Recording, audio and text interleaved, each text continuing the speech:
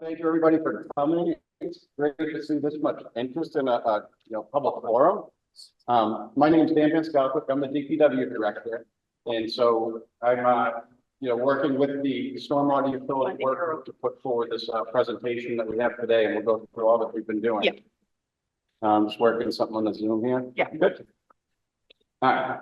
So I'd also just like to acknowledge Janice Livingston's here, select woman, Chris Tavares, selectman, and also we saw Kurt here too from the finance committee. So I appreciate you guys coming out and being here for this, important. And we do have other members from boards here too as well, but I don't want to point everyone out. So just a few tidying things. I'd like it if we can just save questions for the end, unless you need something like to clarify. Let's save all the big questions for the end. Hopefully the presentation will answer most of them. And then, so on the people on Zoom, when you guys have questions, we're going to do questions at the end. If you can raise your hand before you do that, and then we'll work your questions in.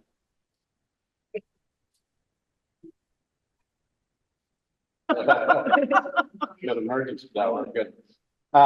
So also, just before we get going, I was curious if anyone saw the outreach video the work group put together. And raise hands here, people who are here. Oh, great. I saw it had a lot of views, so it's good to see that we got it out there. So Matt, if you want to go to the presentation, we'll get that started. And so I'll get into the work group members. Admit.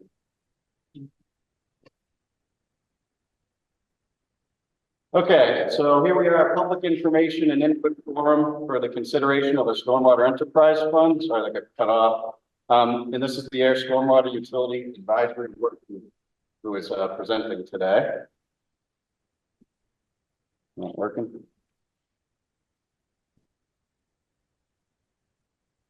Yeah, I'll just have you do it.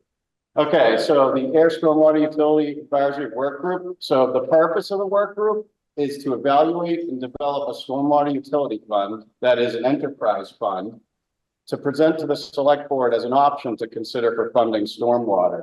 And we'll get into some details as to why. Some of the main drivers are the costs to maintain the system are continuing to rise, and the future sustainability of that system, what we'll be dealing with in the future are some big reasons, but there'll be more to come. The goal of today's meeting is for the work group to provide background to the public as to why this option is being evaluated, provide the draft findings to this point, and to obtain feedback. That's all we're really at this point in the process. Ultimately, if there was any decision ever to be made, it would have to go to town meeting. So this is really early on looking at this option, presenting it to the select board as to what our findings are. So next slide. So we do have this down. Members of the work group here today. If you want to raise your hands, we have Janice Livingston, select board member, Jonathan Krantz over here, president planning board. I saw Jin Hong on the Zoom. I don't think Beth could make it, or James. Myself, Matt Hernon, the town engineer, and Barbara is also on Zoom. Barbara Tierney, finance manager, and Heather Hampson, our conservation agent. And also supporting us through this process is Ty and Vaughn, Emily Sherbo, and Natalie Conkey are here today too to help us. I'm going to turn it over to Jonathan for a few. So I just want to talk about why we're here at all. One comment that's been popular on Facebook and in some conversations is that, well, this is a rain tax. Rain is free. And that's true. Rain is free. The consequences of rain, however, are really expensive and always will be so. So I just want to consider two different kinds of environment: an unbuilt environment, undeveloped, and a developed environment. In natural undeveloped land, there's a number of structures from the trees and the canopy to the grasses and bryophytes below, and then through the soil itself that absorbs water, allows it to percolate, and then naturally be subsumed once again within the watershed, through streams to ponds, et cetera, et cetera. But once we build, two things happen. One is we have structures we have to protect. So we can't just neglect them and say, well, the water can go wherever it wants. No, there are homes that need to be protected, businesses, schools, et cetera. And the second thing is we actually increase the likelihood of flooding or water damage through accumulated impervious surfaces. What that means, of course, is impervious is a surface through which water cannot penetrate. So in a natural environment, it creeps through the soil. In a developed environment, it's intercepted by roofs, structures, bridges, and mostly streets, parking lots, and other forms of asphalt, etc. Every place where an impervious surface covers the ground, that ground is no longer able to absorb water. So what we're here talking about today is this issue of how or what is the most responsible way of dealing with the cost of the rain once it hits the ground. And what we'll see through the rest of the presentation is a discussion of what the potential damages are, how they can be mitigated, and what the options are for funding this.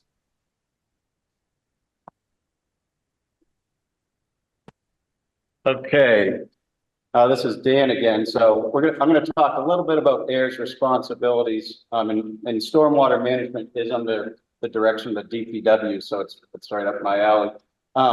So regulatory wise, the town does have what's called a municipal separate storm sewer system permit, an MS4 permit. So through that permit, we're regulated by EPA and Mass DEP to meet specific requirements and goals in the discharges of our stormwater into our waterways. So there's a whole program and costs associated with that. And then infrastructure wise, the numbers are up on the screen. I won't go through all of them, but 22 miles of drainage pipe, there's 84 culverts totaling 1 mile in length, over 1,000 catch basins. So there's a significant infrastructure in the town of Ayer, and it's estimated the replacement value of it is $90 million. So it's a pretty big item, and it's been neglected, I would say, for a while. It hasn't really been kept up as best as it could be. It's been pretty reactive. So we're living with what we got from our previous generation, so we're working on it. Additionally, Ayer's responsibilities. So this is a map. It's probably hard to see here, but we'll post this presentation online. It'll be a little easier. It's our stormwater MS4 permit map. And so I guess what probably sticks out are the colors, the red, the orange, the blue, and those are the ponds in Ayer. And Ayer's ponds do have water quality issues. And the number one pollution factor to the ponds is polluted stormwater. So, for example, Grove Pond has a lot of vegetation due to nutrient phosphorus pollution that's made it to Grove Pond. So these are those colors. They're various colors set by the state just to show impairments in those waterways. So the stormwater treatment will help alleviate and remove those impairments as we go forward. And we do currently work to do that, of course. So go to the next slide.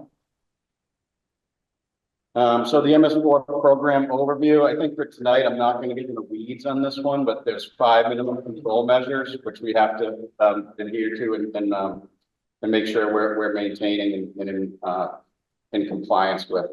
So we can go to the next slide. So what we've been doing so far. So the historic funding approach. The town has historically maintained a stormwater system by allocating funds through the general fund. So that's for the tax base. And that's why we're here talking tonight about an enterprise fund. The maintenance approach, as I sort of alluded to, it's been reactive. Repairing infrastructure when it becomes a necessity, culverts, pipes, and I have some pictures of some we've been doing recently. We don't really have a program for routine pipe cleaning, CCTV, maintenance like that. Making sure that there's no roots in the pipes, which we found in some cases when we have backups. And also a lack of private property stormwater stewardship. So being in the MS4 permit, the town is the steward of private property drainage systems, especially with ones with control measures. And so we have to make sure that those control measures, like the detention basin, is being properly maintained so it works. So it's not, it's working well so that there's no bad water quality coming out of those in poor condition, not working right. So that got cut off on here, not on my page. So at that bottom line is just saying our record information. So up in the DPW storage, the record information is very poor. Our water and sewer utilities have pretty good record information, but stormwater, it's sort of in a hodgepodge oh, let's put this pipe in here because this will work, you know, send it down the street to there, and it's kind of over time, that's really what, has been done. Yeah, so let's go to the next slide. Okay, we're still in what we've been doing so far. So this is more recently. In 2021, 2022, the town developed a stormwater asset management plan. And so this is, we evaluated a portion of our system. And basically this plan is a guidebook, which tells us, you know, how we can manage our plan with an asset management based proactive approach. So here's your most critical infrastructure. These culverts on these main streets are very critical, and they're in this poor condition, so it's extremely critical. You want to be prioritizing that. So it really prioritizes and gives us a guidebook as to how to maintain the stormwater infrastructure. And I should note that actually this came up, we did this plan through a grant, and it actually came about through our MVP process. Some of you might be aware of municipal vulnerability preparedness. And so that's all about resiliency, especially in the future as the storms become stronger. And you know, how is the town going to bounce back if it's still on, you know, 1940s storm drains, or do we do some proactive work to try to get ahead of the game? So let's see, bullet 2. So EPA, as we mentioned, there's an MS4 permit. The most recent permit was 2016. Another one's expected within a year or so. We don't have a lot of information on that at this time, but I'm sure it's not going to be any less strict. So that's always something we have to be aware of as we manage stormwater. And then, so in 2021, the select board and town meeting authorized funding to evaluate the stormwater enterprise fund, which is what the work group is currently doing now. Next slide. Jonathan, jump in. I think one of the things we need to address is why now? If stormwater has always been an issue for us to manage, why are we talking about an enterprise fund today in 2024? And there's a number of reasons. One is, as Dan said earlier, the MS4 permit. So that's an obligation, excuse me, imposed by the state upon us. And those regulations are becoming more stringent and difficult and expensive to meet. So there's that. But there's a number of other things as well. We can't avoid the topic of climate change. And we know that all the predictions are a greater number of intense storms, as we have seen. I think, was it September, October, where we had all that flooding on Route 2 and all over Massachusetts? The word is that we're not going to see less of that. We're actually going to see more of that. And we're going to see more impacts from that climate change. As we become grown, there are more homes and businesses to protect. It is absolutely vital for everyone here to make sure that the means of transportation and transit are maintained. Just think of the expense that would happen if a significant highway or the rails were obstructed, and how much that would cost, not just in terms of convenience and the quality of life, but actual hard dollars and cents. And that, of course, it's related to ensuring the economic continuity. The businesses that are operating here should be able to continue operating with minimal or no disruption. And frankly, there's escalating infrastructure repairs. I was just on Route 95 today, and I moved to Massachusetts in 1990. And it's quite clear that not a single bridge over my head had been painted in that time since I've moved here. Everywhere in the state, everywhere in the country, infrastructure has been neglected in an attempt to balance budgets and save costs.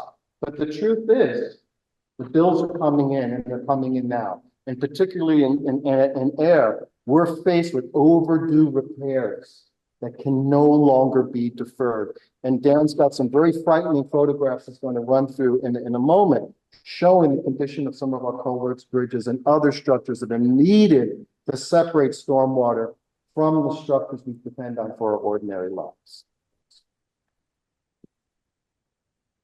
Hey, Pauline, do you have your hand up? Just before you talk. Dan. Yeah, Dan, no question, just a point of clarification. Okay. The town of Ayer has had a stormwater enterprise fund since 2011. I confirmed that with Dan Nason today. It was dissolved at a town meeting. I couldn't find that, but I'll take your answer.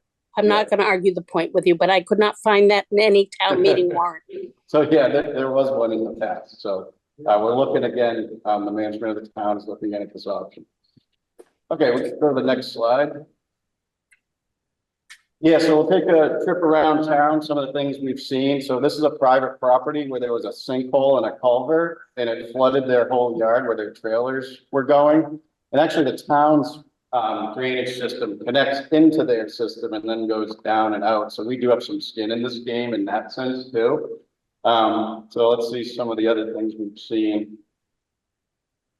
It's probably hard to see on the screen here, but on Pleasant Street, there was a drainage system kind of near the Taft Street. And that system failed on us, and so the storm drains are backing up. There's actually water above those catch basins. And so this was a reactive repair. We tried TVing, trying to find where the pipe might have collapsed. We couldn't find barely anything. So this was completed last year, so a repair. Go to the next one. So there's a few locations which we're currently working on Linden Court and Fly Street. There's been storm system failures. And so we're going through a capital project. A bid is going to be out pretty soon to replace those.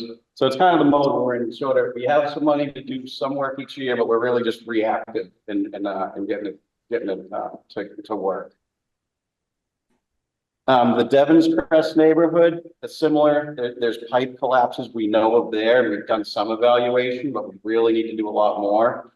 If you go out there when it's raining, you'll notice probably multiple catch basins where the water goes over them and it ends up in a catch basin further down the hill. So everything's kind of working. It's really in poor condition.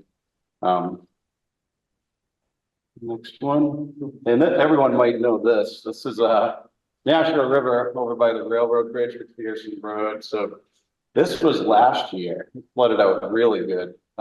So a common, I wouldn't say real common, but this does occur with all the rains we've been getting especially. I don't know if anyone saw this one, Mass DOT Rotary, the stormwater basin. So what happened here, the basin overflowed, went across the rotary and then down into the wetlands below, and it washed out the edge of the road. So it's obviously washing in solids and sediments into there. So what happened was the stormwater basin has an overflow. We had a significant rain event, and that overflow was blocked with leaves and debris. So none of the water went down, and then it all ended up surcharging and overflowing. So we've been kind of proactive, just to alert Mass DOT if we see anything there, and we'll brush stuff off too. But that's just poor maintenance of the basin. So there are improvements that go on. This was part of the Mass Works project, but drainage improvements all along West Main Street. So it's not just all bad stuff. So improvements on 3rd Street. So each year we do try to fund the streets we're going to be doing our water mains on. We try to get funds to do the storm drains too, and usually it works out as long as we're not doing emergency repairs. So we were able to do 3rd Street last year and get some new drainage systems, deep sump catch basins. So when we do these improvements, we do account, to better the water quality as well. Here's a culvert that we replaced. This was High Street. So the initial condition was a corrugated metal pipe with a rotted bottom. And that is not uncommon. That is very common to see of our corrugated metal pipes. And so that was replaced several years ago. And then also outfall improvements. So that on this slide here, there's 2 rain gardens shown. And this one's Pulpit Rock. It's over by the bridge that cuts to the community garden. And so we just finished that one this year. That one's pretty neat. It's got a walking path to connect the garden to that neighborhood. And it holds a lot of water in it too. I went out there during a big storm event and it was not reaching the overflow. So it's really good. So outfall improvements are something that's been pretty good. We've been able to do some of those. That's on 3rd Street? Yeah, 3rd Street.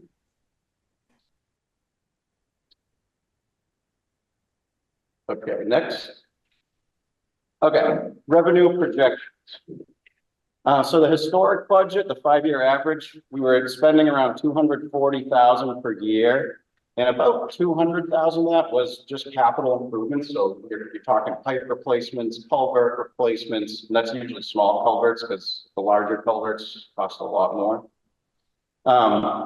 In future years, in accordance with the stormwater asset management plan, we've been budgeting more, increasing capital and operating. So we want to quote unquote right size the stormwater management program and the revenue based on the asset management plan. And also as we keep an eye and monitor the MS4 permit requirements and what costs those might drive. Right sizing for proper asset management. So in here, this shows kind of FY 2023 before we made the change to funding more stormwater. And then that's on the left column, and on the right column is FY 2024 and onward, sort of the right sizing and what we're preparing to do. And so we're looking at, we did fund before 2023, we'd fund for repairs on roads we were paving, like 3rd Street, and the water main there too. We'd fund small culvert replacement, which I mentioned, respond to emergencies, do our annual catch basin cleaning and street sweeping, which are required by MS4. So in the future, based on the stormwater asset management plan, to be proactive, we can add to that, and we can start tackling our high and medium criticality pipes that are in our plan, and also our high and medium criticality culverts. So there's funding that's proposed as we go forward to address that. We still respond to emergencies, clean catch basins, street sweeping. But we also need to really start working on our follow-up with private stormwater treatment systems, which we haven't been doing. It's important to do that. It's part of our MS4 requirements. Further mapping, data collection, and asset condition assessment, like we talked about before, the stormwater asset management plan really only looked at a portion of the town. And then we should have a regular annual pipe cleaning TV program. It wouldn't be every pipe in town, but it would be some, and you just work it over several years until you get through the whole town, as well as BMP maintenance, GIS data maintenance and management. So in that planning budget, it does note up top cost. So we were doing $240,000 annually. Planning budget is $700,000 to $1 million. The reason it goes high is because there are some years where you'd have a major replacement, like a culvert. I should note that that $700K is a little skewed high because it does include salaries of the highway as well as equipment, which is currently in the general fund, and we use that sort of not that often, I guess. Maybe I shouldn't say not that often, but on a percentage basis, it gets used more for highway than for stormwater. So those costs actually are slightly high because of that. So right now, I looked at FY 24, we had 430,000, and FY 25, 496,000 was our budget, which is a significant amount of that is capital. Okay, next. Okay, what are Ayer's options? So that's why we're here. We're looking at options. Should we continue funding through the general fund? Should we create the enterprise fund, similar to water and sewer utilities, or do we do nothing, which really isn't an option, because then we'll be in big trouble. So looking at an enterprise fund, so some of the advantages to an enterprise fund, replacement value of Ayer's drainage, we mentioned that, 90 million. The small MS4 permit, we're expecting more stringent requirements, and this could help for any more requirements in the future, especially in private property. An enterprise fund allows credits to private properties, which we'll get more into. Additionally, benefits of an enterprise fund. So here we go, stable. So you have a dedicated revenue service, so it's financially sustainable. And this is kind of the big one, equitable and fair. So it's the way it's based on stormwater impact versus property value taxes. So if a property had a large parking lot, that would have a lot more impervious area. We'll get into this. So it has a higher stormwater impact. So they would pay a lot more than a single family residential property.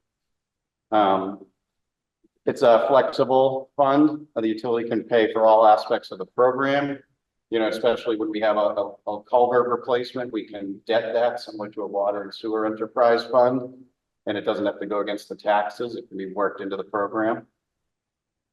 And the bottom one is credit. It's cut off the screen here, but credit policy. So the ability to have a financial incentive for properties to put in stormwater treatment. Next. So why consider the general fund or the enterprise fund? And here's a few thoughts. On the left side, general fund. You know, right now there's finances are pretty healthy. You know, we did have a significant increase this past year in the school assessment. So that you're always competing against that when the stormwater funds in the general fund. But Ayer is not taxing to the max. Simplicity, there's no billing, no abatements. You know, it's pretty simple. You request the funds in the omnibus budget and you know, go from there to town meeting. So an enterprise fund, though, it's we mentioned equity, so that's pay by use, and the use is the impervious area. We're going to explain that a little further. Transparency, everything in that fund is spent on stormwater, so you know exactly what you're spending on. The dedicated revenue service we mentioned, revenue source, sorry, and financing large project I mentioned with significant debt. Ability to improve private property stormwater, that's through the credit policy. And then lastly, future sustainability. So well, there would be savings. So when emergencies come up, there would be a capital stabilization fund, which would help you with that. And also being prepared for climate change impacts as we move forward in the future. So real quick, stormwater utility, it's not a new concept. There's more than 2,000 in the country. As of last month, there's 31 in Massachusetts, including several surrounding communities, Westford, Chelmsford, Groton, Pepperell, and some more. And so with these stormwater utilities, impervious area is the most commonly used method to assess the stormwater needs. And so next slide. So we'll start talking. So why is impervious area used to assess stormwater fees? Well, kind of in short, it strongly correlates to stormwater impacts. And Jonathan did a good job describing that. But can you play the video, Matt? I think you got. Here we are, Main Street and Ayer. So when it's raining, you have impervious surfaces, meaning the water can't travel through. Then it travels on top and it travels really fast. So looking down Pleasant Street here, you can see a flow of water just entering this catch basin here and quickly heading out to our waterways. It's still raining here, the same rain we just saw in Pleasant Street, Main Street and Ayer, where it was running into the catch basin through the gutter line. But out here in Pine Meadow Conservation Area, you don't see any water running. There's no channelized flow. Even under these tree canopies, there's dry spots because the trees are holding it up above it. So yeah, so kind of a little more explain impervious areas. John already did a good job here, but the water will travel fast, get to the waterways quickly, increases your flooding. And it picks up pollutants as it's going. So rather than you saw naturally here at Pine Meadow Pond out on Main Street, it's a little different. And so most of the stormwater utilities are based on impervious area, and we'll kind of get more into how we started to develop the fund at this point, the draft fund. Okay, work group's efforts. So the work group has been meeting since September of last year. And since then, we've drafted and developed a rate structure, a regulation, a credit policy, and we've done some public outreach as well, including this meeting today. So I think from here, if Emily, you want to explain the impervious area and how we Stand up here. Yeah, you want to go down? A little hard to see the screen there. But next slide. Okay, yeah, next slide, right? Yeah. Okay, so one of the first things is the working group. If we're gonna base the fee on impervious cover, we had some initial questions about, how do we do this in a way that's accurate and fair? So we actually did purchase some better impervious cover data from Nearmap. The state does maintain an impervious cover database across the state, but that data is old. So Nearmap gave us the opportunity to use really recent flyover information to see with pretty good detail where the impervious cover is. Yeah. With Loud. louder? Loud. Yeah, okay. And without getting into too much detail about the impervious cover mapping, we don't need it to be to the perfect to the square foot. So I don't want anyone to get the impression that like we're trying to have a survey level impervious cover mapping. We don't want people to think like, okay, well, I'll just shave a foot off of my driveway. We're not trying to get that granular with the impervious area mapping at this point. But we do want to be close. And so this gets us really close. And I'm going to talk on the next slide about how we use an equivalent residential unit to have like a minimum billing area. But anyways, so once we had our impervious area mapping, then we looked at that like on a per parcel basis using assessor's information. We brought that information to a working group. We used that data to sort of slice and dice that information spatially to come up with a few different rate scenarios. So based on what's commonly being used, not just around the country, but really like in Massachusetts, how are people setting up their stormwater utility? As Dan said, it's still a somewhat new concept in Massachusetts, really been driven by the increased regulations from EPA. It just tipped the scales for communities where it was something they could put in the general fund without people really, without it really competing or taking up too much space versus like schools and police fire. So now it's really a significant cost for everyone increased by the storms. So part of our work with the working group as well, we did start going through some different policy decisions that will affect the magnitude of your rates. We looked at the credit policy, who would have the authority, some of the key definitions and setting up some regulations. So we were able, so that the town is eventually able to set rates every year, who does that, what's the process? And something to note is that, if this were to be approved at town meeting every year, there would be an opportunity for the town to weigh in on rates, just like water and sewer. Go ahead. Okay, so this is the concept of an equivalent residential unit. So again, we're not trying to build per square foot of impervious cover. So what we looked at is this equivalent residential unit.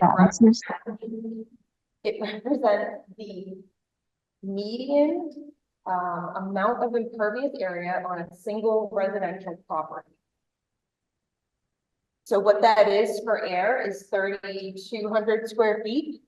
So that's our basic billing unit. And what we decided for the sake of fairness and simplicity was that we would charge a flat fee for all residential properties of 1 year a year. So as we go through this, we'll talk about what that means.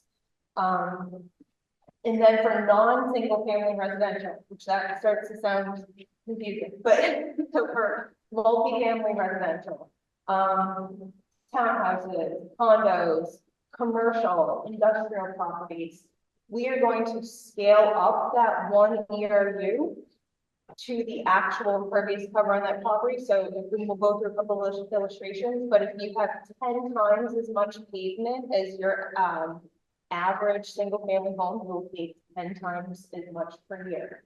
And that again is closely correlated with impact on stormwater runoff. Okay. I want to make sure I can see this.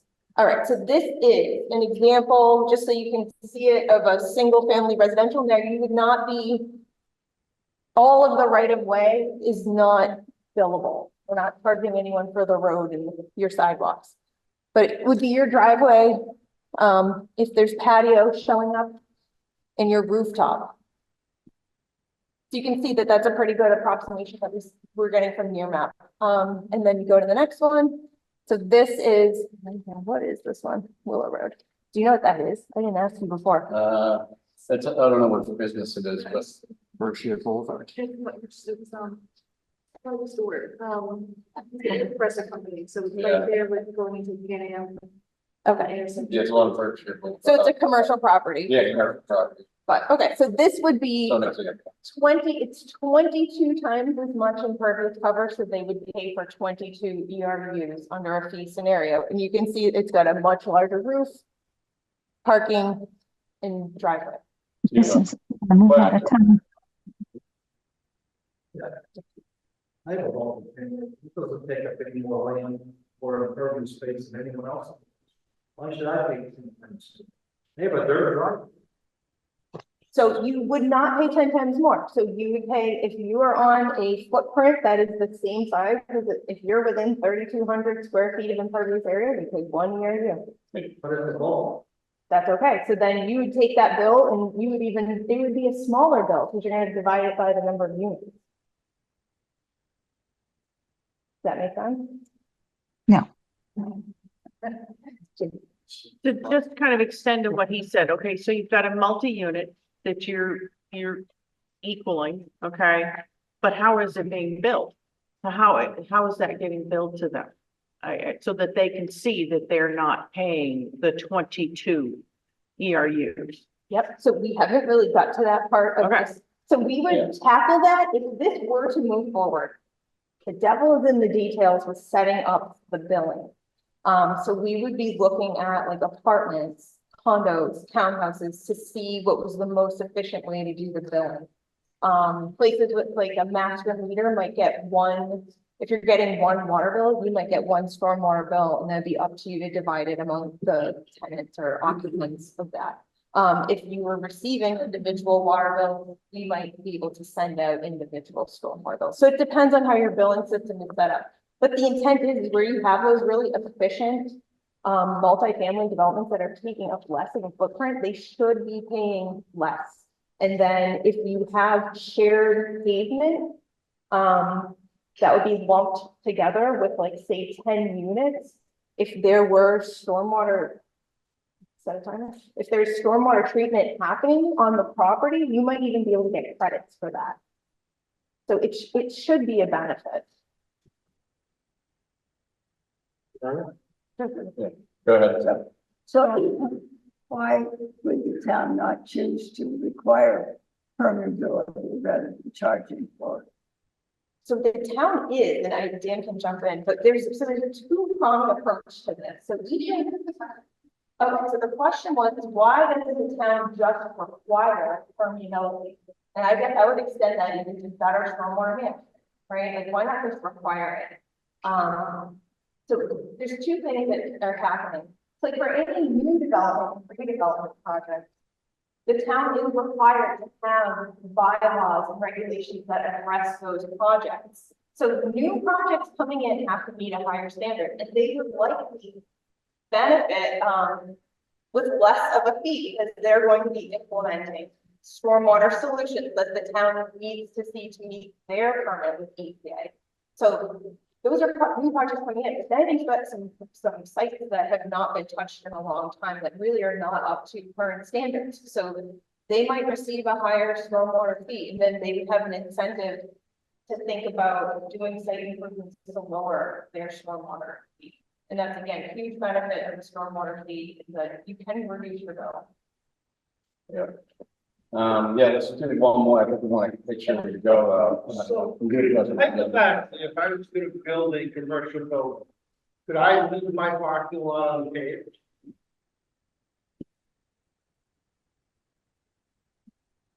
Well, I can. Well, no, what we reduce by impervious coverage. No, it's not a crazy question. It's not a crazy question. Can't understand the thing they're saying. To which you demonstrate, a builder, developer, demonstrate what they're doing to, with the recharge water line site, it's not pushing public areas where everyone's on occasion. So that would be reflected, so that ability to, so by conforming with stormwater requires a permit and building this, tax management practices, those things that absorb the water. Those are things that will go with the credit problem, which is the overall fee, that's the problem. Right, but then there would be higher costs in the state. That's in place now. No, that's in place now. Still there. No, what I'm saying is I want to build. I think that legislative whole thing, right? So. If I wanted to build a building and I said, hey, I would need my parking lot unpaved, not have 5,000 square feet of impervious surface. That'll come, that I would charge. Would I be allowed to have a dirt parking? No. You would not. Okay, thank you. That's all I wanted to know. And I think just to a point of clarification, it wouldn't be considered permeable unless it was built to stay permeable and we're maintaining it in a permeable design. So as soon as you start driving on it, it's not going to be permeable anymore, and that's built into the regulations. Right. But we are looking for people to put less pavement down. Absolutely. Well, let's keep going, and then we can do all the questions at the end, but we might get some answers from the upcoming presentation. Whatever that is. Yeah, okay. All right, so I'll try to go through this slide slowly. So as the work group was considering putting together the draft rate structure, the draft, how much is it going to cost on an annual basis for a single family residential one ERU? So we had to look at our costs. So there was really 3 versions the work group went through. The first version or alternative was, do we do full implementation of the asset management plan? So this is like the ideal situation. We looked at that. The total planning budget would be 1.9 million a year, and the cost would be up to $260 per ERU. It includes fully funding all the requirements of the asset management plan. It's kind of a faster schedule to get a lot of the infrastructure up to grade, up to speed. And it's 100% funded with the enterprise fund. So the work group obviously discussed that, and that was significant, and that was not feasible, definitely not lucrative to do. So the work group went back, let's revise, how can we look at this asset management plan, the way we're funding things in the future for stormwater management, and how can we make it still a good level of service, for the stormwater management system, but also, cut the costs down. So what we did was we reduced the amount of capital, spreading out some of the replacements for the culverts and pipes over time. Reduced the pipe replacement and cleaning. I just mentioned the pipe replacement, and also refine the rate base.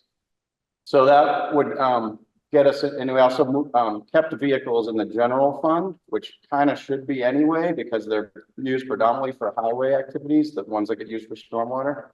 So that would bring it down to $140 per ERU. It's about $1 million a year. That was still higher than what I've already been budgeting. So in the version 3, the third alternative, the rate group or the work group looked at and is recommending is a proactive level of service where it's similar to version 2, but we also debt any project over $50,000, which is the town's current policy and practice.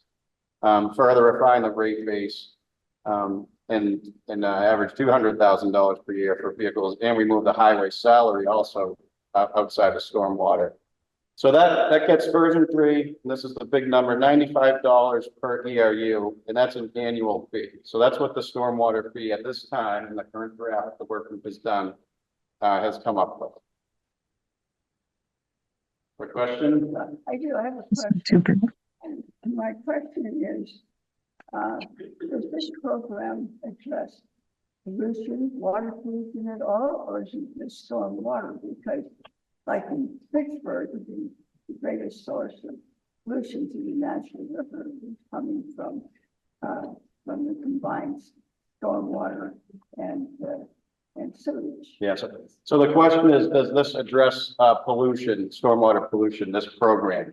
And so it would significantly be an upgrade to what we're doing now. So right now, we're only replacing on an emergency basis and doing a little bit of work per year to our stormwater system. So we'd be able to be more proactive, replacing the culverts to be bigger and to be up to par.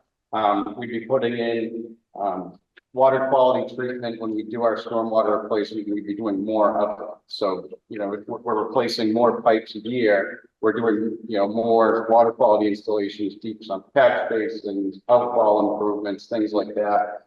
And also would also focus, like I just mentioned, outfall improvements in the MS4 on water quality there, especially where we have to meet requirements for our water bodies. So how much of the stormwater goes into this being treated How much of the stormwater is being treated?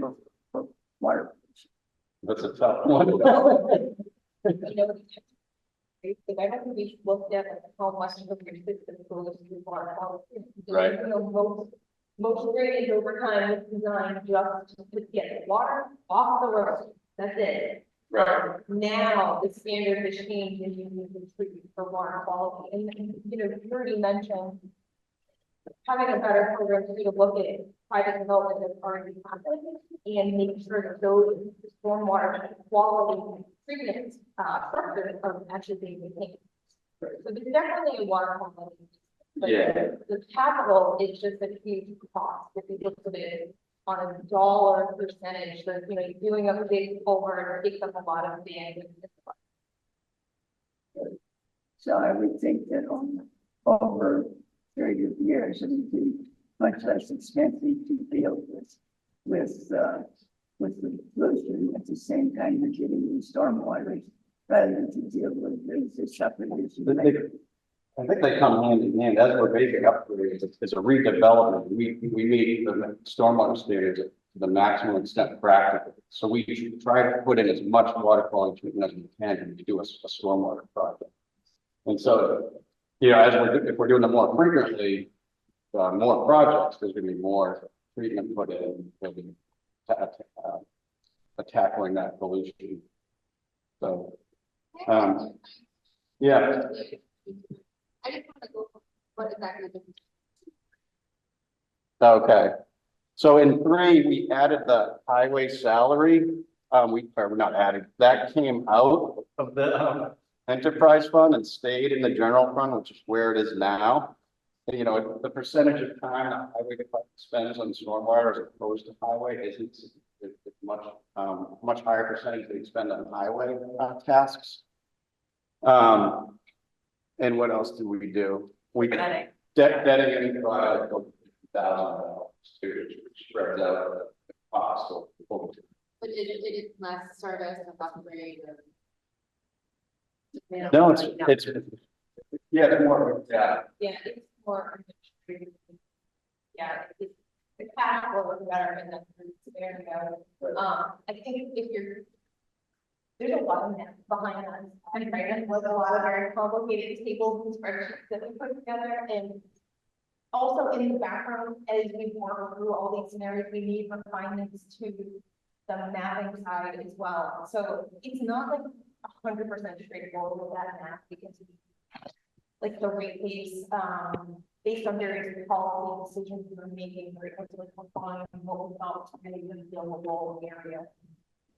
So there's a lot of work behind these numbers and how we were like, we don't like this number, let's try again and let's do better. That's really.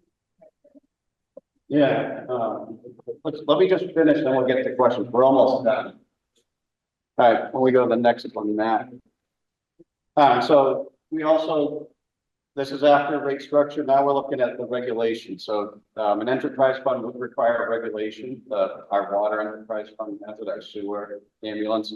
So the regulation is really similar to our water and sewer regulations that were put together. The select board would be the authority. The select board would have authority to set the rates, presumably the rate review committee would likely be the process. There's some key definitions in there. This is online. I didn't put too much in here about the regulations. It's on the webpage. But credits in impervious area are defined in there, and those are key. It describes the process for establishing rates on exempted properties. But the big one here is it also describes the credit policy and abatements. It's kind of written small here, but there is a credit policy recommended for all properties up to 50% of their stormwater. So that's the big one, and the work group thought it would be great incentive to have everyone be available to do that. And also billing and collection is mentioned in the regulation. Next. Okay, so in summary, the draft rate, so what's currently drafted in the work group would recommend would be $95 per single family residential property. That's a yearly fee. That's the ERU. That's 1 ERU. 1 ERU. That's every single family residential would pay that, whether you have 1,000 square feet or 4,000 square feet impervious. Non-single family residentials, Emily did a good job explaining, it's based on the number of ERUs that they have, how many equivalent residential units are on a, commercial, industrial, or non-single family property. I just talked very briefly on the regulation, and that's available on the web. And also from the regulation, the abatements, credits are eligible for all properties up to 50%. So there's additional information on the web. Hopefully a lot of you get to go there. Frequently asked questions, videos, materials, etc. And next slide, Matt. Okay, so now I'm getting to the questions slide. So the work group just wants, at this time, as we're looking at this option, before we go to the select board and report to them, we're seeking feedback from the public on this, what we presented tonight. What other questions do you have? And also, we did put together a survey, and there's a QR code in the back. And that also, if you want to ask questions through there, you can, and let us know if there's anything we're missing. It'd be good for the work group to know. So yeah, we're going to get into the questions. Jess? Couple of questions. So they have the $95 a year in the US. How does that translate into version 1 version 2 or version 3? So the question is, so the $95 ERU, how does it translate if you did version?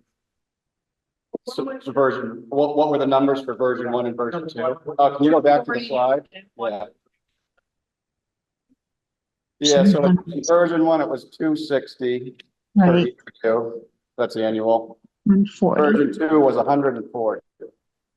So version 3, which is the one we're on, is 95.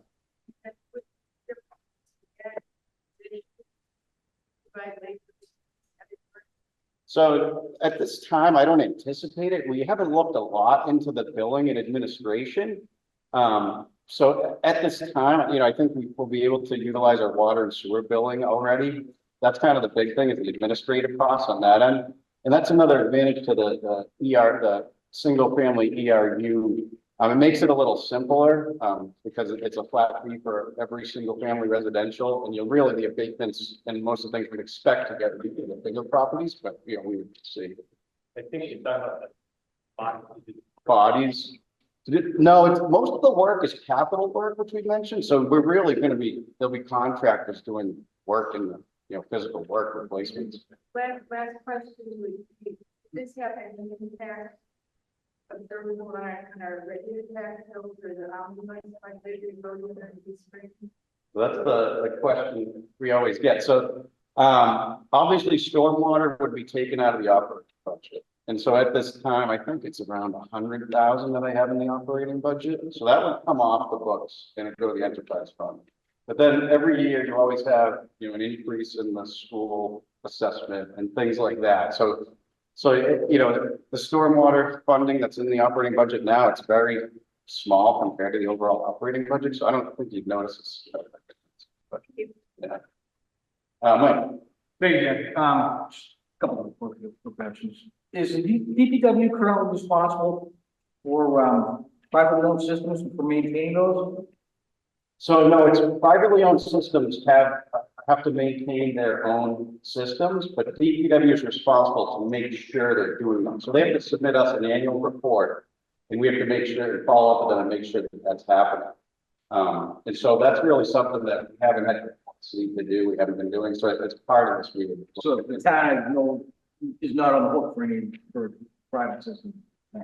Well, we do have skin in the game. If they're not keeping up with their stormwater systems, we can get in there and repair it. Are we deleting them for that? That it's privately owned. So if the town, it maybe not for every system, but ones that are newer, we have easements and we have rights to be able to do that, to be able to go in through our stormwater permit. Yeah, if the work group too, feel free Yeah, to so, chime in. You have some- You have been thinking this too, but I just help with them in enforcing it. The stormwater management permits that the planning board submits. Currently, we only have, I think, because of how it went to effect of inspector COVID, which is in 2021, 22. We have about 2 or 3 systems currently on. The planning board actually has the permitting authority to go after anybody who's not meeting their requirements on the stormwater permits. So once it's during construction, once it's constructed, they have to submit yearly reports to go to the conservation agent, the planning board, and the DPW, and then we're in charge of enforcing it. If someone's found it not to be compliant, and it goes back to the planning board to enforce it at one point. Like I said, it's fairly new. We only have 2 or 3 systems currently on file, but every new development that comes into the town has been following the stormwater permit. If you have questions on that, the planning board has all their applications online. You can follow along with everyone's done. But we are currently now, over the course of the last 2 years, doing that part. Okay, I would That think, answered it all. yeah, so, but I think that once the development is completed, though, it should. If it's complete, we have to maintain them. We're contacting them if we get enough of them to reports on the regular basis. It's part of their permit, which is then actually now recorded, connected to the deed for their operation management plan and their permit itself. So, you know, and if it sells, it follows the deed, and they are notified, they have to submit those yearly reports to the town. Okay, all right, now, the other question was, is what if you don't have your impervious surfaces, don't drain off into the street? What if they're pitched down to, you know, to the bottom of it? You still gotta get a yard? Yeah, so, I mean, that's a good question. So, yeah, the question is, if you have impervious surface on your property, but it's not going off of the property. So I mean, I would think in a significant rainstorm, it probably still would, but one thing is, you know, we're using the people in the town use all the same roads and the same infrastructure. And the impervious area is really a way to get you to that equity of how much everyone has to pay. It doesn't so much point at, hey, this guy has stormwater and staying on this property completely, this person doesn't. It really doesn't get anything about that. Is anything else from the work from that? Yeah. This question comes up all the time, like, no. And really, when we look at our water, like at the water, every property that has impervious cover, whether it's bringing it forth to the road or away, it's changed the behavior of the watershed, and then we think what happened. Really no matter what, so it's still moving across your yard faster. There's less vegetation percentage on the sky. So there's still an impact. So it's in the last, Better than this. that it was really being treated on your property. We not. Oh, you'll see, yeah, I send you pictures of the food, so. All right. Yeah. And talk to them more about how exactly it is set up and working, whether, you know, you qualify for credit. All right, thank you. Mark, good to hear that. Just to try to understand the benefits, to escaping, why don't we just roll this into your taxes that people at least have that potential, you know, for those that, itemize their deductions, you know, have it roll in the tax, I know it's $95 actually per unit, but as opposed to another fee, I just don't understand the benefits. Yeah, so we did have that slide, but one of the things which is big is equity. And so when you have a large property, large parking lot, and they're gonna end up paying a lot more on their stormwater fee than the single family residential. And we did an analysis, I don't have the numbers here, that the residents would actually pay less than they do in taxes now on this current, with this current fee. This current fee is less than the average taxpayer pays now in a single family residential. We did an analysis on that. So, so in that sense, the cost goes down there, but, right, I think equity is probably a big one if there's anything else. Like,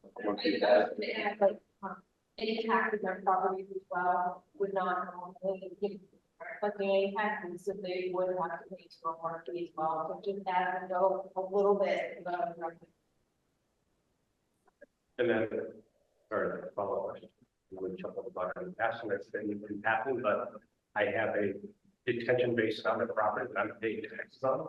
then everybody uphill dumps all their stormwater runoff into my detention basin. And so what sort of credit I see for the. So just for people on Zoom, for people on Zoom, the question is about a detention basin that's on a property of a homeowner, and how would that impact the stormwater fee?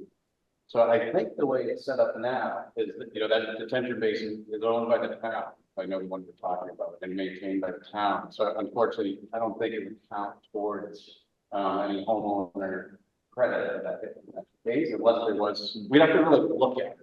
But my sentence. Well, I mean, yeah, she mentioned earlier about, you know, like if people run up going down into the curbs, and so it all gets to the street eventually. Yeah. But eventually then it gets to my property. So. Yeah, it's. Kind of see. I think that was. So skim across sort of the abatement process, if you ever any construction, you would come in, you know, talk to these guys about what's happening with your property, and see if either you qualify for the maintenance with using your bill, or what should be a credit. Trying to have those two ways of coming in and talk about if your bill is fair. And then just this gentleman's question, I mean, we've seen a number of different vendors at conservation meetings in the past where, you know, they make impervious parking material, things like that. So I think his question is extremely fair, but if he decided to build something and he was able to put in an impervious parking area, that's not gonna. So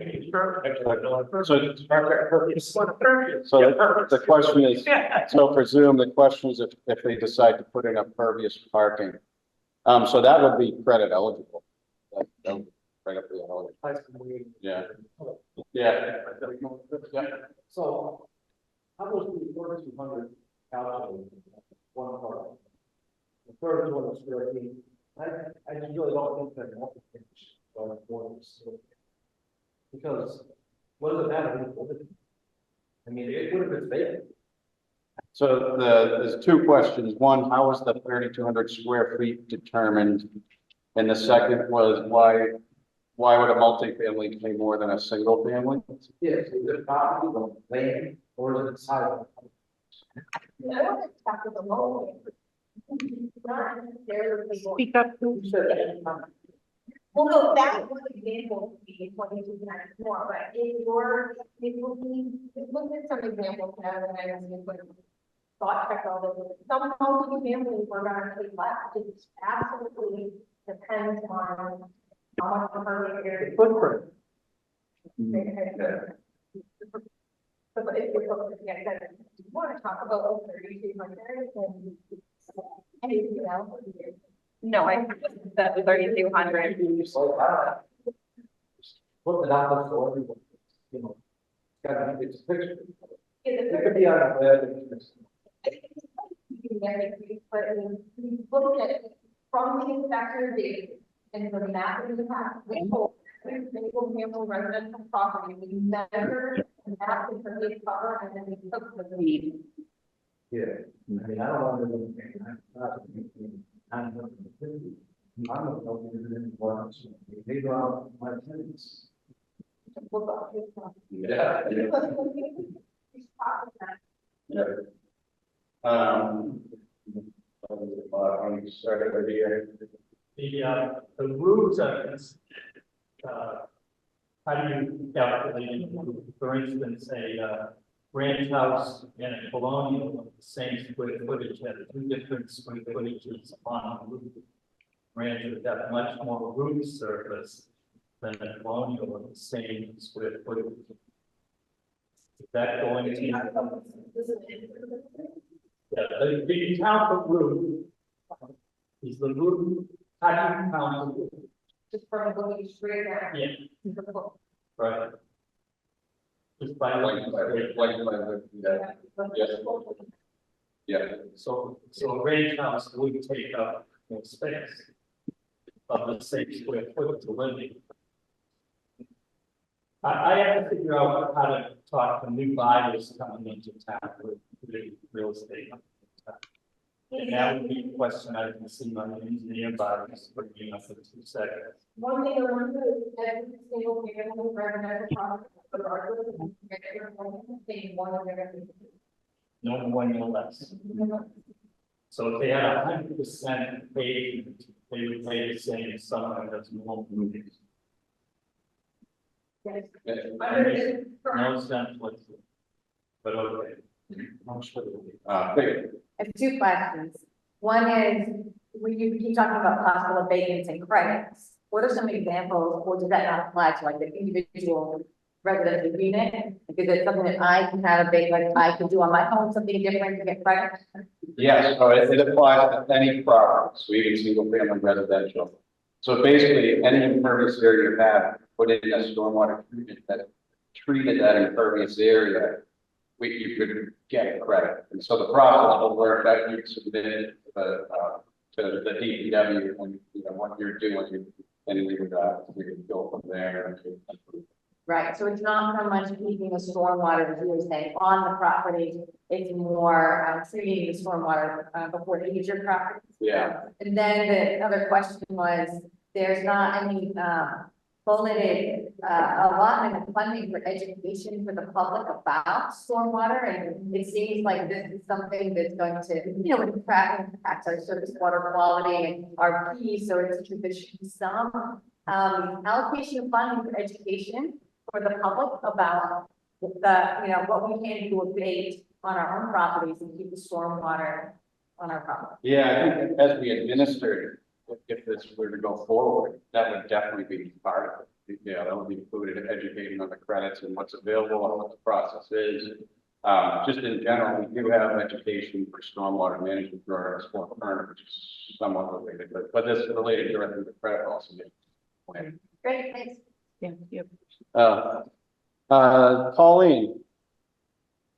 Thank you, Dan. Really quick, I promise, okay? I see in the regulations, abatements are still there.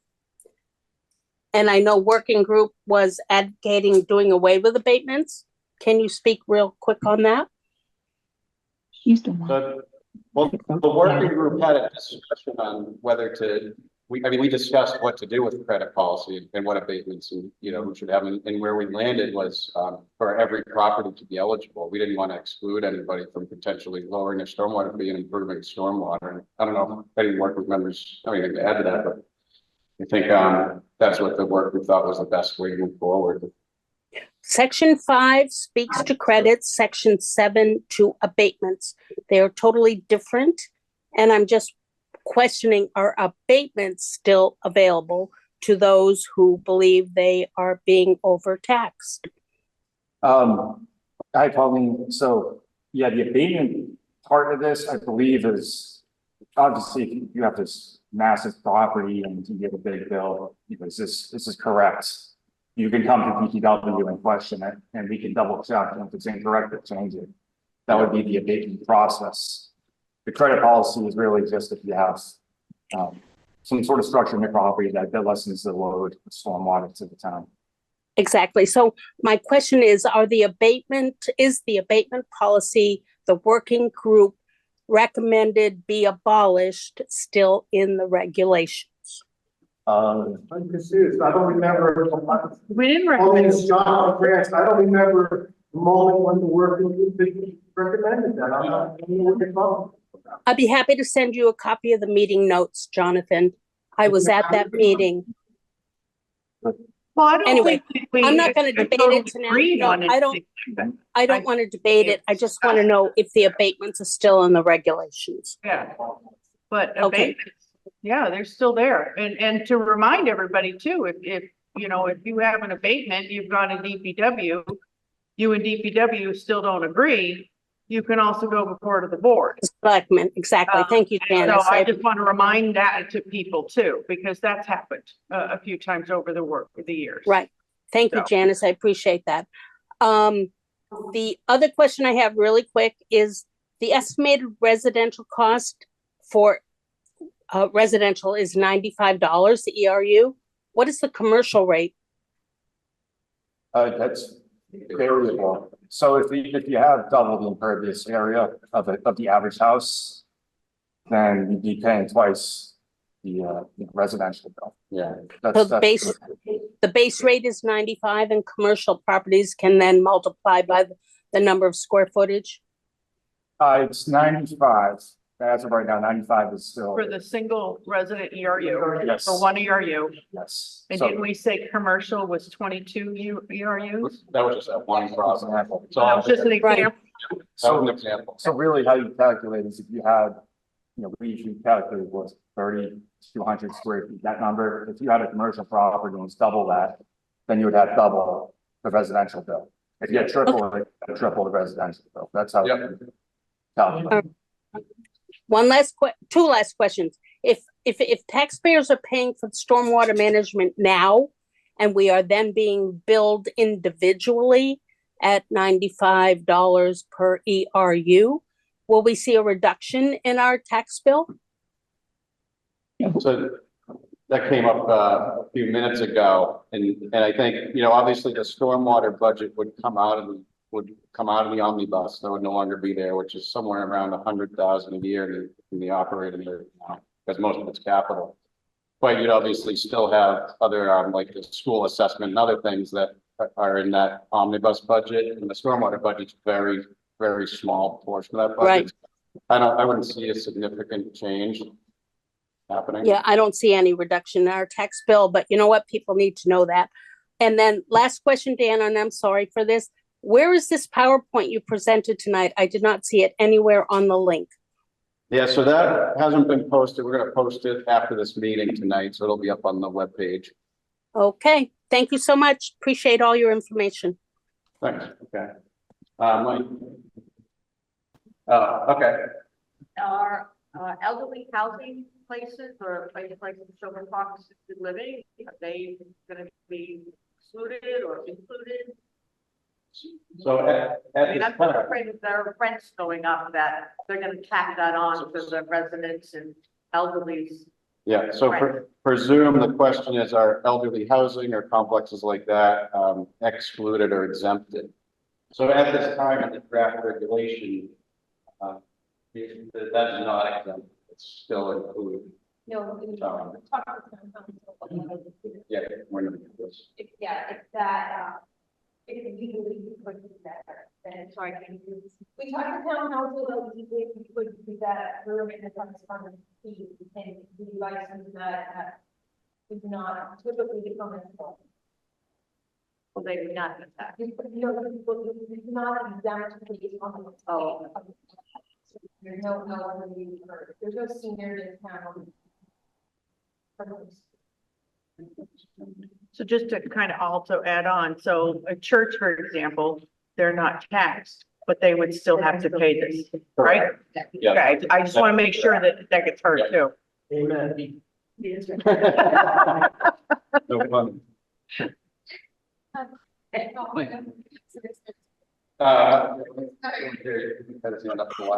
I'm just curious, on slide 28, you have impervious surfaces strongly correlates with stormwater impacts. Do you have a study or white paper that you can put up on the website that you've got? Because I'd like to read it. Yeah, we do. And there's a pretty good video which we linked on the website. What's it called now? The impervious problem, which does a very good job. Well, I've seen the website videos and all the slides and the documents. Do you have a document that shows a study that links the two things? Yeah, we could do that for sure. Yeah, so we can get that up. Yeah, like dating back to like 2003, and then it has been used since then. It's very widely accepted. The next So there's been no updates now. is. There's been no updates. No, there's a ton of updates. That was really the first publication of the center part. If you go to the EPA's website, the EPA's website, there's a million, it's a ton.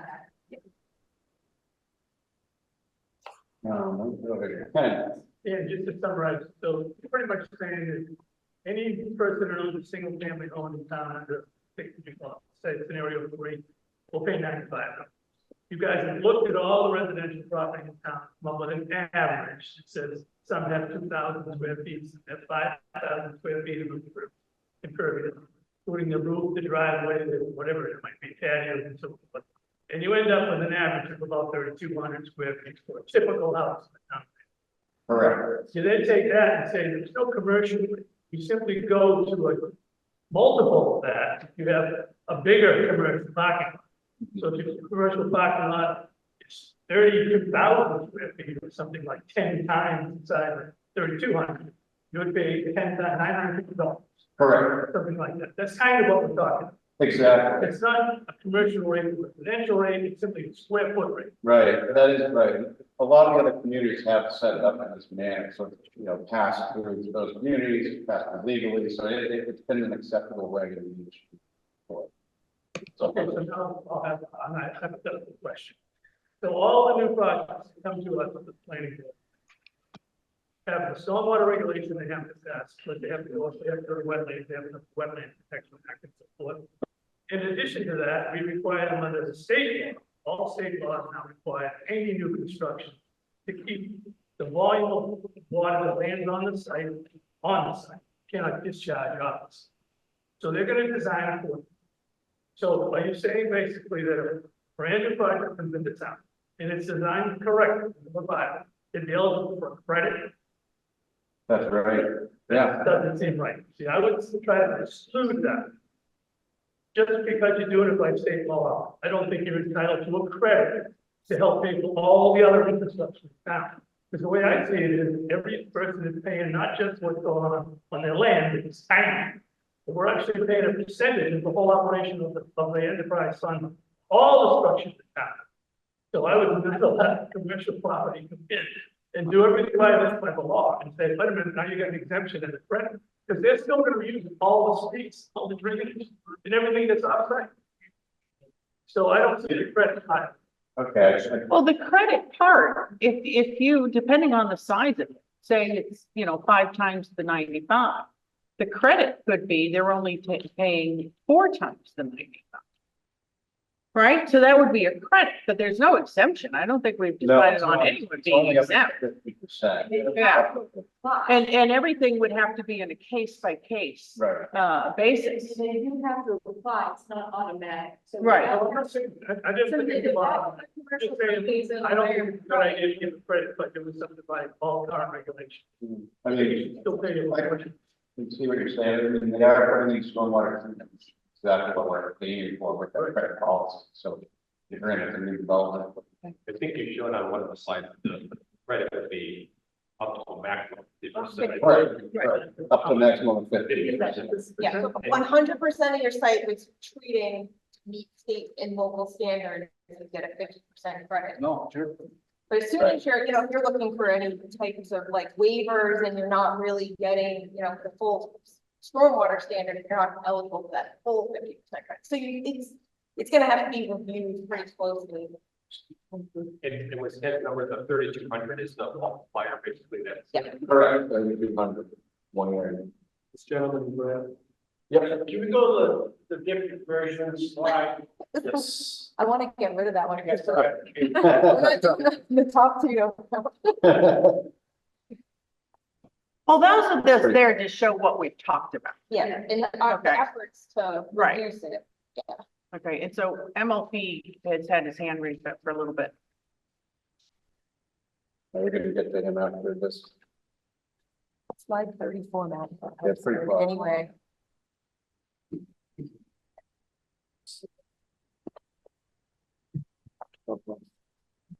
Oh.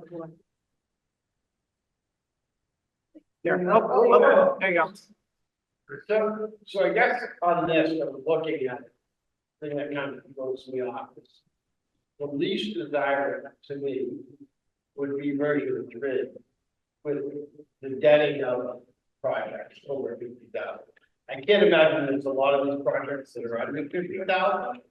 So I gotta imagine, I guess for me, taking on debt, thinking it's not the way to do this.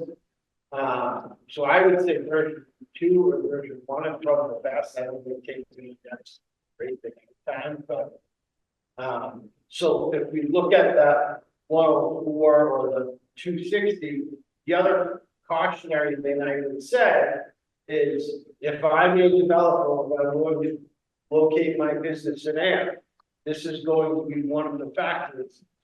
When I'm building a building, it's gonna be, hey, there's this extra cost that I'm gonna have to take into account. And it's just a, you know, cautionary tale for us all to consider as business owners are looking to relocate somewhere. That's gonna be a cost they're gonna figure out. And I just did the math in the back, I mean, if we go with version 2, and you have the 22 units ERUs, that's a $5,700 a year cost that they're gonna figure out. So just putting it out there for everybody to consider that if I'm a business owner and I'm looking to move to somewhere in Massachusetts and I have Ayer, which is a stormwater water community with another one that's not, I'm gonna look at that cost and it's gonna play into my math on where to go. Do you think that those same businesses would also value business continuity? And if you're in a town like there that's taking responsible action for stormwater, you have a higher likelihood of your business sustaining itself regardless of the weather. And I think that has immediate business value. Amen. I don't know, just saying. Some of them are gonna look at it dollar and cents wise. And say, by the way, I built an Ayer, building an Ayer for, All right. over a current building. Thanks for the feedback. Why don't we go MLP on the Zoom? Hello?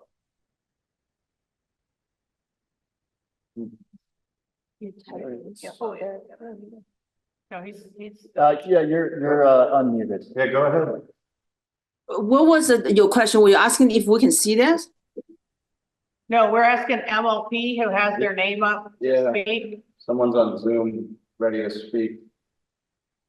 I don't know who The- MLP The is. microphone's not working. Yeah. Why don't we carry on and MLP try to get working? Mike again. But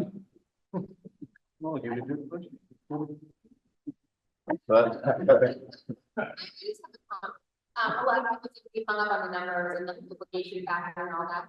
I think it'd be really beneficial if maybe on your website, you can put together some sample scenarios of maybe real properties, some large industrial properties, some small houses, because people are flipping out at $95, which I would pay $100 a year for our stormwater and my development, so 95 is not a big deal for me. And I don't think it's a big deal for a lot of people, maybe I'm misleading, but it's $95. I think seeing the map might help people get over this multiplier. You threw out a 10-time factor, and now we're thinking the 10 back more. But it's 95 with that one version. Exactly. It goes up, so if we decide not to, right, it could. And I things over, but I mean, we're talking 260. Now let's take property like the hospital, right? Yeah, I don't know. Right.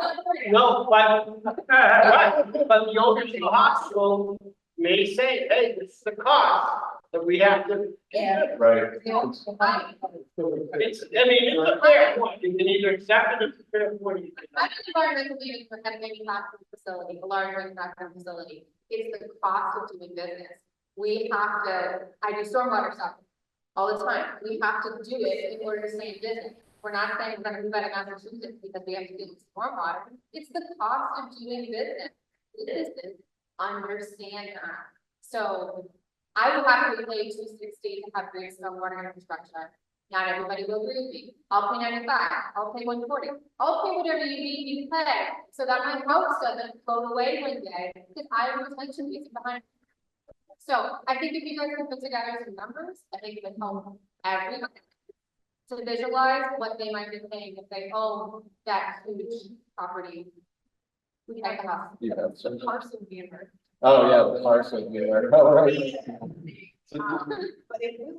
Yeah, so let's look at that. Maybe we could provide that. Let's see, because I know it's still like not 100%. Yeah, so we can have a GIS, like web map, and you can look up your property. Yeah, which those images came from in this You can have it. slide, one done. Yeah, you can keep for the rate. You don't want to be misleading, and you don't want to publish a fee that isn't good for you, so I want to be careful.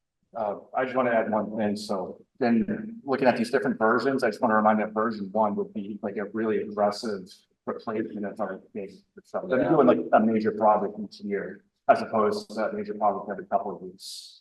So version 3 would really be, we look at all these different scenarios, how do we lessen the burdens of the rate base while also keeping up acceptable level. That's kind of the big takeaway. Yeah, the part of the I don't like it. Sure, yeah. And then, but I guess I'm weird that I don't have to create that. Yes. Let's try MOP again on the Zoom. Hi, can you hear me now? Yes. Okay, I'm so sorry. I had to go get one of my kids to help me with tech support. So very quick question. A lot of neighbors up here in Bennett's Crossing have had tremendous issues with water. In the past 2 years, I know there's been a lot of flooding and icy conditions.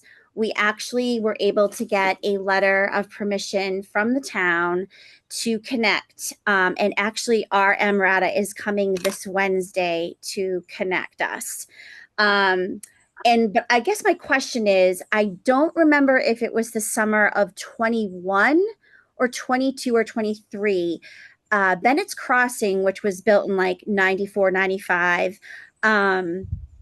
I don't know when or what the codes were for catch basins and just drainage, but we just assumed that at the top of the cul-de-sac, which abuts Shaker Hills Golf Course, we just assumed that they would put an extra catch basin to help alleviate some of the water. But since then, the builder that put in a development adjacent to the golf course, not the one on 110, but the one behind it, there was a theory even by the town that they had broken through some significant ledge and disturbed the water table. Because since then, our part of Bennett's Crossing, it's like last summer we could have had a kayak coming down to 110. It was so bad. So I'm just curious, is part of this management plan, if you have neighborhoods, which our neighborhood is not that old, would you be able to somehow bring some of the roads, not all, up to code to help alleviate some of the stormwater? Is this Melanie? It is. It's Melanie Pepin. Yeah, we met the other day. Up here way too many times, but I'm relieved to say they're coming Wednesday. But my husband and I are just, we've spent so much money and we've been in the neighborhood 10 years. And I feel like ever since Shaker Hills did significant work, removing trees, doing their access road. And then I don't know who the builder was that put a development back there where they had to blast. We have seen water in the water table like nothing, like we've never seen. And, when Liberty Mutual, when we came to them and said, oh, our basement flooded back in February of 22, they called it an act of God and there was nothing we could do about it. So of course we want to take care of, the infrastructure of the town. However, I would hope at some point in a private conversation that considering everything that we will have done, that we would be in a position, even if we had to go to town, to the select board, to get some type of credit. Because again, some neighborhoods are being inundated with water. So we're looking to secure more funding for like projects to help out your neighborhood. So we have knowledge that there is a drain problem that we spoke about. To actually do like a proper fix that could be upwards of, $100,000, which is almost like our entire storm drain budget each year. So that's kind of a big picture than why we're right. But in the meantime, we're afraid if we don't do something. I mean, summer's just beginning. We're afraid if we don't do something, even though we have everything, coming off the property, that we'll end up with a sinkhole. And then Liberty Mutual will be like, well, it's not our problem, So we're just trying to be mindful that if we ever go to sell within the next few years, we don't have this potential problem. And we have proof that we've done everything we can right now, But I am glad to hear that some of the funding would help alleviate some of the water up here. Yeah, I can promise we're looking into that actually right now. We have actually spoke with the adjacent property owner. Oh, fantastic. So you can, I think you have my email, so feel Yes. free to reach me with more questions, but we are looking into that. All right, glad to hear. Thank you so much. Sarah on the Zoom. Hi, I just, can you just clarify again? So it's up to 95 ERU. Does that have like, what's your estimate for like the bill that I would actually get? It would be exactly that, 95, assuming that you own just a single family home and not some sort of, Okay. home. Just checking, thanks. I just want to follow up what Melanie was talking about. I have two questions. One is, to what the gentleman back here was saying, version 3, how does that accommodate emergency situations given the high volume predicted? Is that all going to be deaded over the year? Because we're going to have more high volume storms. So is that version 3 is that how we accommodate those emergencies where we have a failure? $95, at least from our view right now, would be the minimum level to keep up with these. So it's not gonna come, but they, like, if the culvert goes on the road out here and we just lose access to Shirley on Main Street, like, that's dead. Yeah, and the kind of, right now, there is no enterprise fund, so there is no stabilization fund. Right. So, we haven't talked about what would you do to, front budget that a little bit from the Right. general fund? Do you not, so we haven't really gotten to that point? No. But like if you have emergency, usually you tap into your reserves, right? Yeah, we're trying to build some heaters for things like that. Yeah. You're not gonna have that, but we put this into a remodel where we look at various different scenarios and are trying to build that up. Right. And then there's part, just back to what Melanie was saying, it sounds like what her neighborhood is experiencing was a result, which is not anticipating that when we looked at the development and approved it, and look beyond the way water flows out of development, and Ayer approved development, and we cut down the trees, we increased impermeable surfaces, we have to, this seems related to me, and the cost of DPW go up when you don't think about how cutting down trees and increasing impermeable surfaces impacts the downstream neighborhoods. And I would love for this conversation to go beyond the storm water infrastructure for the town and think more about how are we planning ahead to the climate impacts, not just for stormwater, but snow and things like that. But if we are only thinking this development boundary is here and we're not worried about Venice Crossing outside of that mapping, as a town, we are burdening DPW unnecessarily. I think one thing we've been meaning to do is it's been since 2020 since we updated the municipal vulnerability preparedness plan we have, and that probably needs another development. Because that's really what's focused on climate change and tells us our goals and what we should be doing. You know something?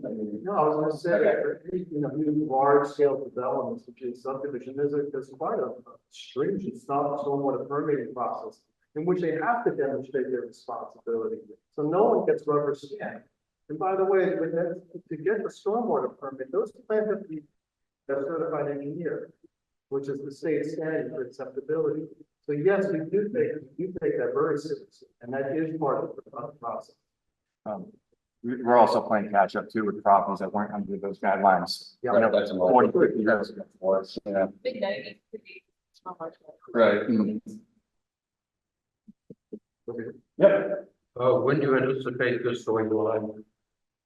Going live, so we're really kind of too early. I think we wanted to have this meeting and get information from people. And then we also have other outreach to do to the business community and also go back to the select board. Are you looking at a 2-year horizon, 3-year horizon? It probably, I would guess maybe FY, what's what we're going in, we're at FY 25 now, so possibly FY 26, just geared up for fall town meeting. I mean, I'm not exactly how to go, but if that's the way things plan. You could probably do that, yeah. So I just want to say that I think that if, by looking at the $95 ERU version 3, which I think we all agree has some flaws to it, is also a way of easing the town into it. Some of us, $95 a year is an impact. And so this would be a way of easing into it.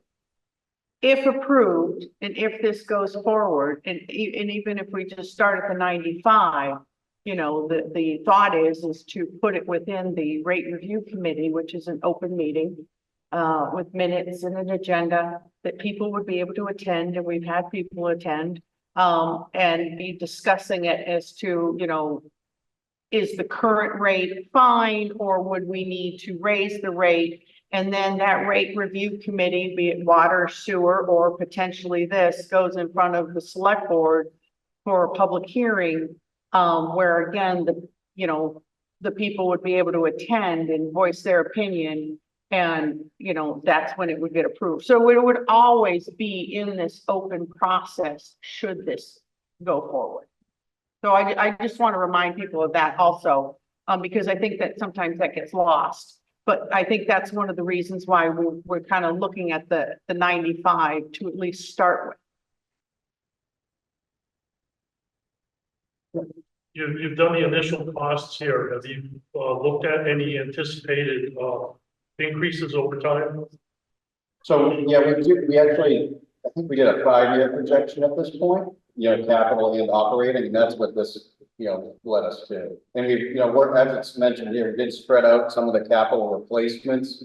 You know, it's not practical. Matt was saying the workload and the cost to do a big replacement every year. So we definitely want to spread that out.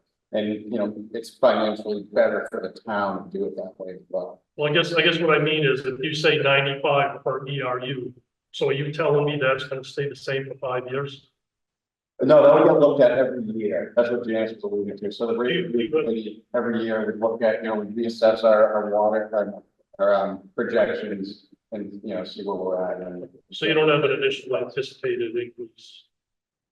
What's that? You haven't anticipated an increase per year right now? We put in the rate models, which again, it's just a planning tool right now, just to see the cash flow and behavior. And we looked at some scenarios where we held it flat for 5 years, and we looked at scenarios where we like did a 2% increase maybe in year 3 or 4. So like we looked at that in the scenarios. But again, there's going to be like all of these budgets were really just planning budgets. So there's a lot of hard work left to do to come up with like that FY26 detailed enterprise fund budget, and then the rate we can match that. So we'd be like shooting for the $95 per ERU and matching that budget. Then you get to see what exactly is in that budget, like item by item. We really didn't go over today. Yeah. So a couple things. First of all, thank you for those who've been working on this lots since September. I think your questions were very, very well thought out questions. The other unknowns are cost of construction is not obvious to me. Cost of materials is not obvious to me. Things outside of our control that will also impact this. So I think it's great that we have a starting point to think about. Very, very helpful. And I think it helps to understand that. The process is more outreach. Eventually gets into select boards, and we'll decide what to do with it, and ends up on the town warrant, it goes to a town meeting, town has a meeting to discuss it. And whether it passes or not, we figure out what's going on. So this is very, very early in the process. This is phenomenal information. Some questions about construction and stuff. Dan and Matt talked about this. By the way, we got the New City experts in stormwater in Massachusetts. We travel around a couple times. They're like, you have Dan and honestly, you were doing the job. We learned a lot from 10 years about stormwater that we didn't know before for construction reasons. It's been changing dramatically. What's required. Grants talks about the planning board with this stormwater. We have things that the state requires us to do.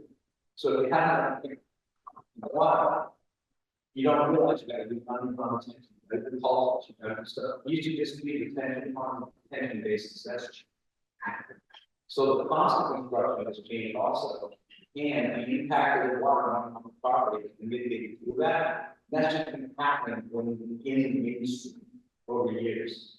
So it's not like we're going to wake up tomorrow and all these costs are there. If you go to a project, you go to this map, and the developers understand this. They know. Thank you.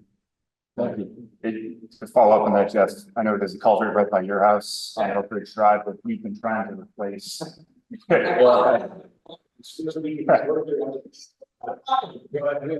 we've been trying to replace the culvert on Jeff Street, and it's very expensive, so expensive that it'd probably be two plus years of our yearly budget just for that one project. And there's 80 of these around town that are in similar shape. You went to town one time, go to drive on it, from the dam, the bigger dam, with reach.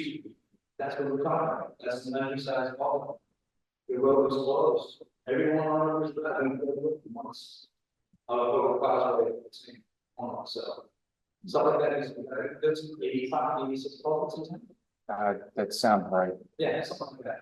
So it's kind of like putting money in a bank for future use, and not having a big type of time.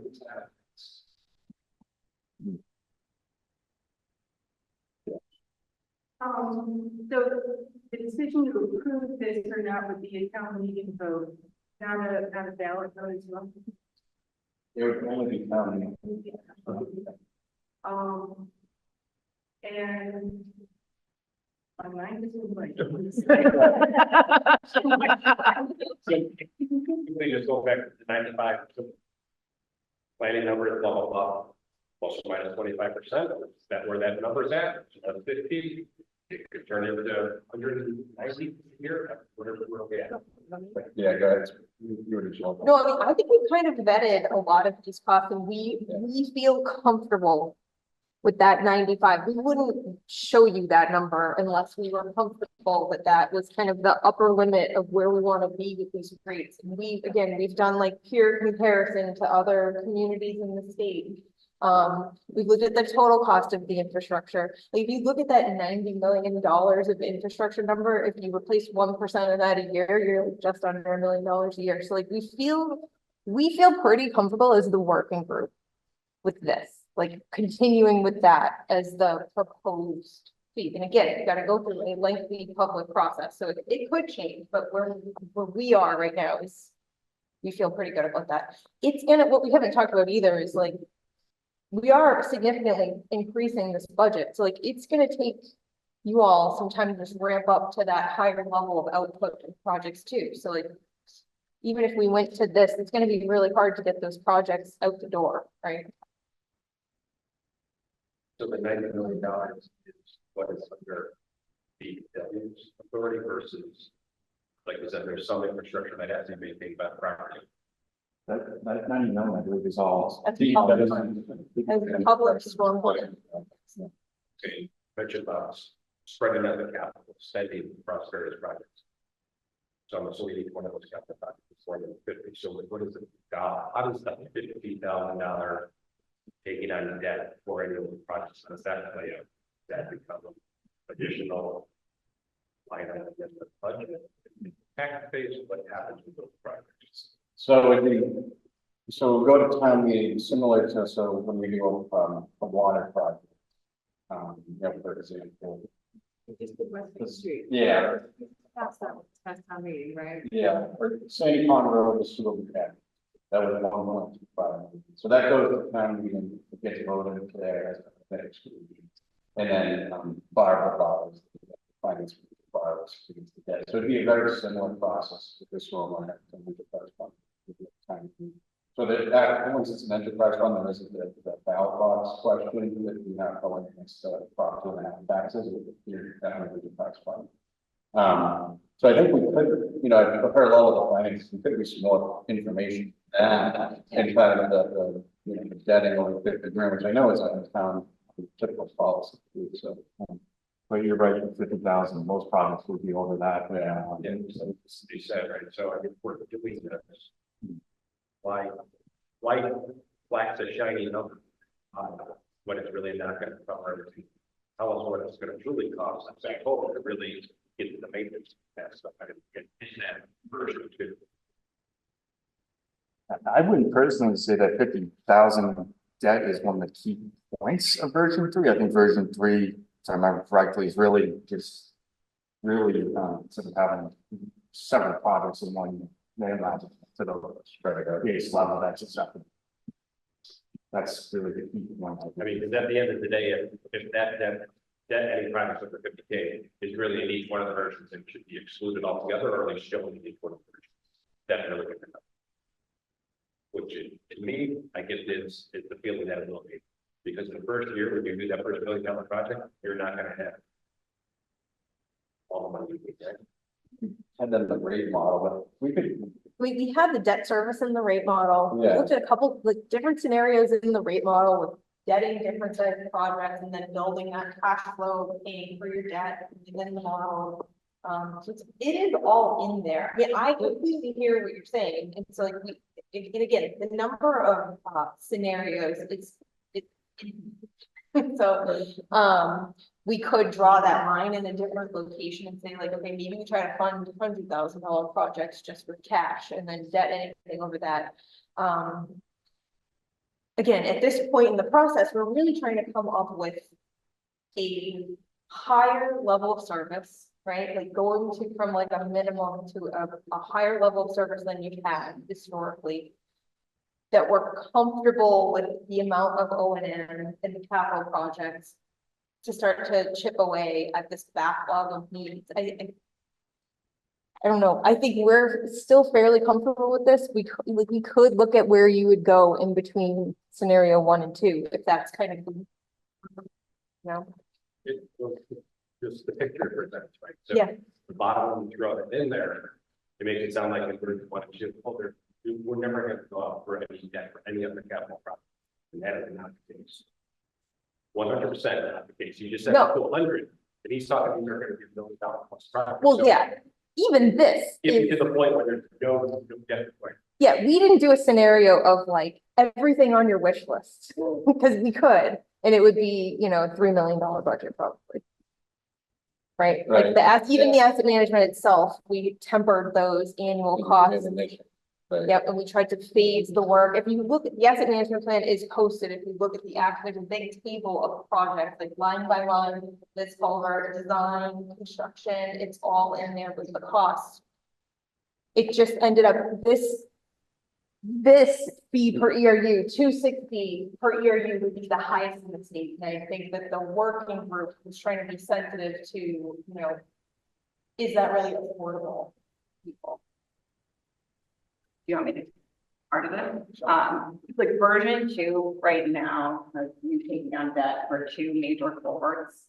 But not anything, there wasn't any other demarcation of debting projects at any other level. But so in version 3, we set the limit to what the town is currently doing of debting anything over 50K. So if the town was scheduled in year 2 to install a detention basin, that was $70,000. Now that gets saved out instead of pulling it from the retained earnings, which version 2, you would have to have that in retained earnings to pay for the cost. So that's only getting the very largest project. Yep. Yep, and we can clarify that. Hi, Kurt Roskowski on the Finance Committee. Just wanted to give a shout out to Dan for doing a lot of homework. Get these numbers together, and as Janice noted, this is something that's going to be looked at more, and the numbers are going to be looked at more also. What I just from being on the Finance Committee right now, stormwater is paid. Here we go. Correct. In other words, in other words, stormwater right now is a budget item. In other words, I'm looking at the budget. In the omnibus budget. And so we pay for the stormwater right now out of the general fund, which is funded. So just your various scenarios there, I was just thinking through. So if we do nothing as far as this enterprise fund, this will continue to be funded through the town budget, through the general fund. And when we run into things in the future, right now, I've been looking at the past 5 years history, and the stormwater expense has been up and down. And that means you've been watching things and everything.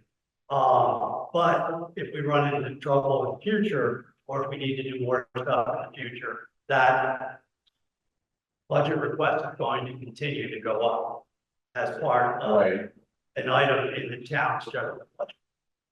Correct. So, so that's something we need to watch. So I'm just throwing out for consideration. Again, this is still a lot of work to be done and details to be worked out. One thing, if we look at it put it aside in an enterprise fund, that, and someone mentioned this already, that is no longer a budget item. Okay, so it comes out of our stormwater, will come out of the budget, and we will have it in this enterprise fund where we can watch it very closely and address a lot of the great questions people have brought up tonight. You know, what about the rates? What about this? Are these projections, and this gentleman just said, are these projections realistic? These are the type of things we talk about in the rate review committees when we look at the other enterprise funds. So this, again, I just throw, these are, to me, this is, from a finance point, the real big picture is this is a cost to the town.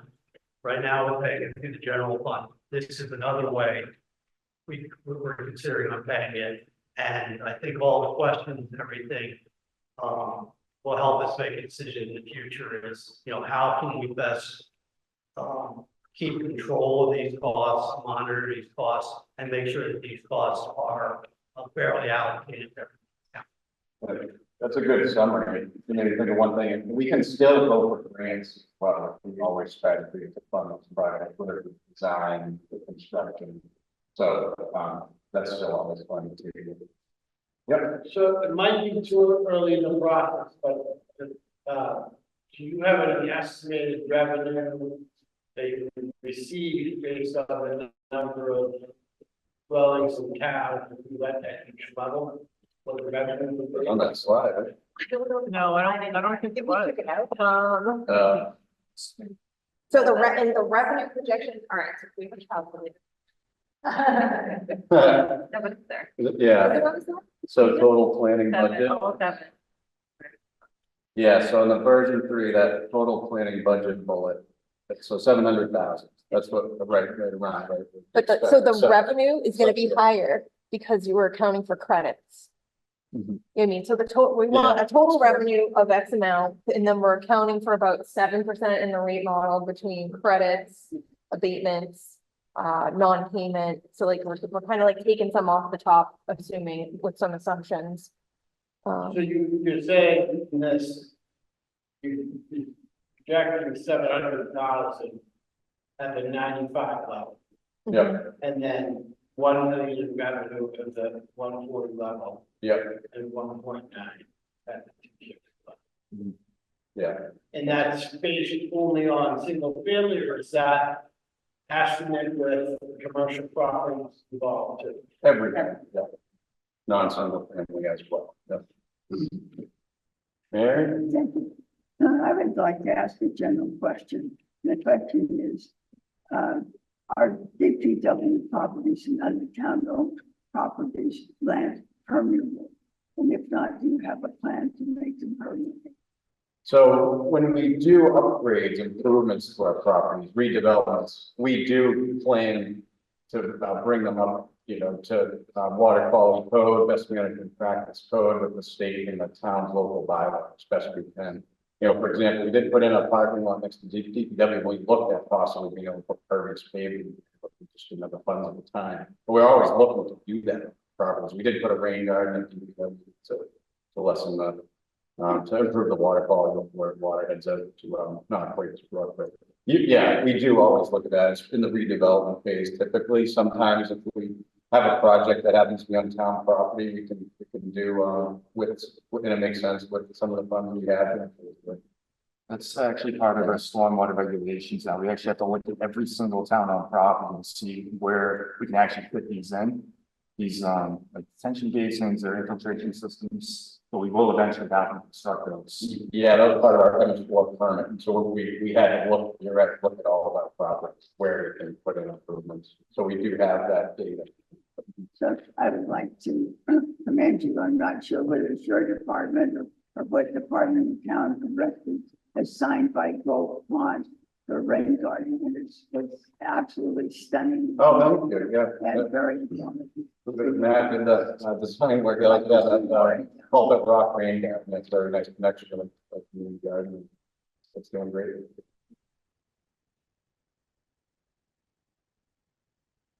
Yeah, all right, well, thanks for everyone's time. That was a lot of.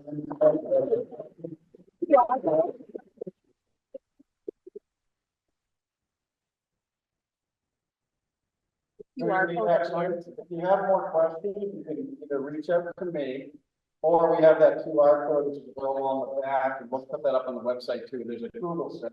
You can put any other questions you want, suggestions, that sort of work group. And, no, thank you. Thank you.